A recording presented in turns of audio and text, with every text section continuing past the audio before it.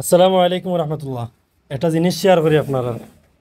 ও দোক আছেন খার খাফর কোন জায়গাত খাটর আর কোন জায়গাত যাইব সে কোন জায়গাত মারা যাইব কিচ্ছু খাওয়ার মতন নাই।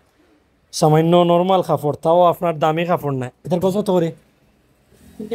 50-60 টাকা গজর কাপড় মালিক হইতে পারেন, বাট কেউ তো গাইতো না। এগুলো সুতি পিছলা কটন, এটা তো গাইতো না।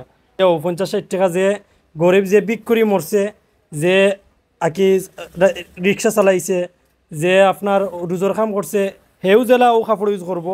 সেম আপনি কুটিপতি হইলেও ও কাপড় সেও তো গাইতো না। ইয়া বাজারও যে দামি একটা কাপড় দেয় আব্বা আম্মা ভাই বোন দামি কাপড় দিয়া হতো খবর দরকার।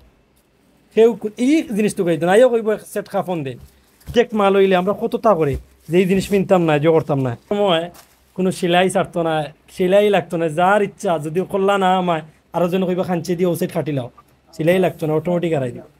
আল্লাহ সবরে আকি খবর যাওয়ার আগে খবর সামানা জোগাড় করার তৌফিক দিতা। সবরে আমরা হেদায়ত দান করতাম। আমি